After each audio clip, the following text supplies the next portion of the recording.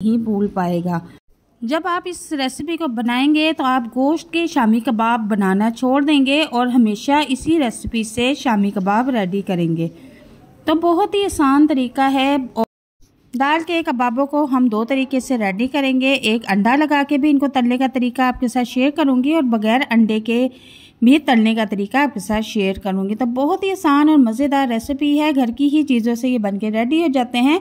इस महंगाई के दौर में अब गोश्त को कर दें बाय बाय और दाल के शामी कबाब बना के सबको हैरान कर दें।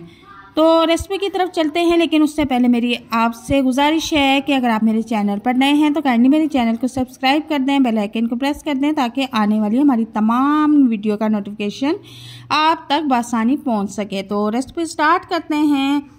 बिस्मिल्लाहिर्रहमानिर्रहीम। तो यहाँ पर 250 ग्राम मैंने चने की दाल ले ली है। इसे 2 घंटे के लिए भिगो दिया था और अच्छी तरह से वॉश कर लिया था, पानी निकाल दिया है। और यहाँ पर आपने एक लहसुन छील के ऐड कर देना है, एक बड़े साइज़ का प्याज मोटा मोटा कट करके ऐड कर देना है, 1 चम्मच अदरक पेस्ट भी इसमें ऐड कर देना है। और इसके बाद नमक भी आपने हस्बे ज़रूरत इसमें ऐड कर देना है। आधी चम्मच इसमें हल्दी ऐड कर देंगे और आधी चम्मच सुरख मिर्च ऐड कर देंगे पिसी हुई। और पानी इतना ऐड करेंगे कि ये जो आपकी दाल है ये अच्छी तरह से डिप हो जाए, ज़्यादा पानी इसमें ऐड नहीं करना। और अब चम्मच से इसको अच्छी तरह से हम मिक्स कर लेंगे। इसके बाद हम प्रेशर लगा देंगे। तकरीबन प्रेशर में 10 मिनट के बाद मैंने इसे ओपन किया है तो आप देख सकते हैं कि पानी भी खुश्क हो चुका है और दाल भी हमारी अच्छी तरह से तकरीबन गल चुकी है। थोड़ी बहुत जो इसमें हमें नमी नज़र आ रही है, हम इसको भी फ्लेम फुल करके खुश्क कर लेंगे और इसी दौरान दाल को भी पीसना शुरू कर देंगे ताकि ये अच्छी तरह से जो है बिल्कुल पीस जाए। तो यहाँ पर देखें कि दाल मैंने अच्छी तरह से पीस ली है। चूल्हे का फ्लेम ऑफ कर देंगे। अब इसे किसी खुले मुंह के बर्तन में निकाल लेंगे ताकि ये अच्छी तरह से ठंडा हो जाए। और इसके बाद मैं इसमें अब कुछ मसाले भी ऐड कर दूँगी। तो 1 चम्मच इसमें पिसा वगैरह मसाला, 1 चम्मच साबुत धनिया, आधा चम्मच ज़ीरा, 1 चम्मच दड़ा मिर्च इसमें ऐड कर देंगे। अब इसके बाद इसमें कुछ हरे मसाले ऐड करेंगे। तो यहाँ पर मैंने हरा धनिया आधी गड्डी कटिंग करके रखा हुआ था, उसको भी इस पर ऐड कर दूँगी। और 1 अदद बड़े साइज़ का प्याज जो कि बिल्कुल बारीक चॉप करके इसके ऊपर आपने ऐड कर देना है। 2 अदद हरी मिर्चें बिल्कुल बारीक कट करके वो भी इसके ऊपर आपने ऐड कर देनी है। इसके बाद हम इसको अच्छी तरह से मिक्स कर लेंगे। और मिक्स करने के बाद हम इसको थोड़ी देर के लिए ऐसे ही छोड़ देंगे ताकि ये बिल्कुल अच्छी तरह से ठंडा हो जाए। तो बैटर हमारा रेडी हो चुका है और अब हम कबाब बना लेंगे। लेकिन कबाब बनाने से पहले हम हाथों को थोड़ा सा ऑयली कर लेंगे, इससे कबाब बहुत अच्छे बनते हैं। तो कबाब का साइज़ आप अपनी मर्ज़ी के मुताबिक रख सकती हैं। कुछ लोग बड़े साइज़ के बनाते हैं, कुछ लोग छोटे साइज़ के बनाते हैं। और इस स्टेज पे आप इसको स्टोर करके भी रख सकती हैं। इस वक्त आप कबाब को जिस सांचे में भी बनाना चाहें उसमें भी बना सकती हैं, लेकिन मैंने इसको गोल शेप में बनाया है। तो इस तरह से मैं सारे कबाब बना के रेडी कर लूँगी। और कुछ कबाब मैं अंडा लगा के फ्राई करूँगी और कुछ बग़ैर अंडे के फ्राई करूँगी। तो यहाँ पर देखें कि मैंने सारे कबाब रेडी करके रख लिए हैं। तो इनको अब फ्राई कर लेते हैं। लेकिन उससे पहले आप यहाँ पर देखें कि देखने में आप बिल्कुल भी पहचान नहीं पाएंगे कि ये गोश्त के शामी कबाब हैं या सिर्फ दाल के शामी कबाब हैं। लेकिन ये गोश्त के कबाब से भी कहीं ज़्यादा टेस्टी और मज़ेदार है। तो अब हम इनको फ्राई कर लेंगे। यहाँ पर मैंने तवा गरम कर लिया है, इसके ऊपर थोड़ा सा ऑयल ऐड कर दिया है। ये बहुत ही कम तेल में भी फ्राई हो जाते हैं। अब सबसे पहले मैं बगैर अंडे के कबाब फ्राई करूँगी। दोनों तरीके से आपको फ्राई करके दिखा दूँगी कि दोनों ही तरीके से ये बहुत टेस्टी क्रिस्पी बन के रेडी होते हैं।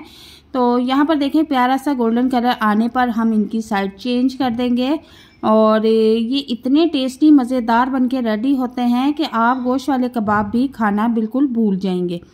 तो तकरीबन कबाब हमारे रेडी हो चुके हैं और अब मैं इनको किसी प्लेट में निकाल के आपको दिखाती हूँ। और इसके बाद अब हम अंडा लगा के कुछ कबाब को फ्राई करेंगे, वो भी बहुत टेस्टी लगते हैं और दोनों का टेस्ट बहुत ज़बरदस्त आता है। दोनों तरीके मैंने आपके साथ शेयर कर दिए हैं। तो ये देखें बग़ैर अंडे के हमने कबाब फ्राई किए हैं। यहाँ पर मैंने एक बाउल लिया है और उसमें मैंने 2 खाने वाले जो चम्मच होते हैं उसमें पानी ऐड कर दिया है। और आधी चम्मच मैंने इसमें ज़ीरा और आधी चम्मच मैंने कुटी हुई मिर्च ऐड कर दी है। और नमक मैंने इसमें हस्बे ज़ायका ऐड कर दिया है। अब इसके बाद इसको अच्छी तरह से हम मिक्स कर लेंगे और मिक्स करने के बाद मैं थोड़ा सा इसमें हरा धनिया भी ऐड कर दूंगी और हरा धनिया ऐड करने के बाद 2 अंडे मैं इसमें ऐड कर दूंगी। अब हम इसको अच्छी तरह से मिक्स कर लेंगे। खूब अच्छी तरह से हमने इनको फेंटना है ताकि अंडे जो है मसाले में मिक्स हो जाए। ये देखिए आप, इसकी कंसिस्टेंसी ऐसी होनी चाहिए। और अब जो बाकी के कबाब हैं वो हम इस अंडे में डिप करके फ्राई करना शुरू कर देंगे। इससे भी इसका टेस्ट बहुत ज़बरदस्त हो जाता है। अंडे वाले कबाब भी बहुत टेस्टी लगते हैं और देखने में बिल्कुल भी पहचान नहीं पाएगा कोई भी कि ये दाल के शामी कबाब हैं।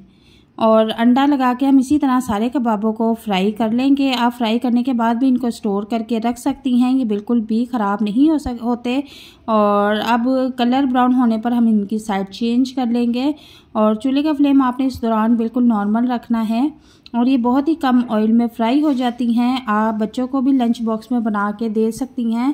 तो यहाँ पर देखें कि कबाब हमारे रेडी हो चुके हैं, तो मैं इनको प्लेट में डिश आउट कर लूँगी और दोनों तरीके के कबाब आपको दिखाऊंगी कि अंडे वाले कबाब भी बहुत खूबसूरत और खाने में भी बहुत टेस्टी हैं और बग़ैर अंडे के भी कबाब जो हमने रेडी किए हैं वो भी बहुत टेस्टी हैं।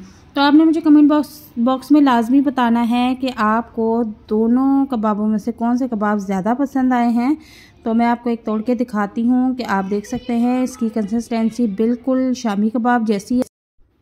आप इस रेसिपी को घर में ज़रूर ट्राई कीजिएगा और रेसिपी अगर आपको पसंद आती है तो इसे लाइक शेयर ज़रूर कीजिएगा। मिलते हैं नेक्स्ट वीडियो में एक नई और मज़ेदार रेसिपी के साथ। तब तक के लिए इजाज़त चाहती हूँ।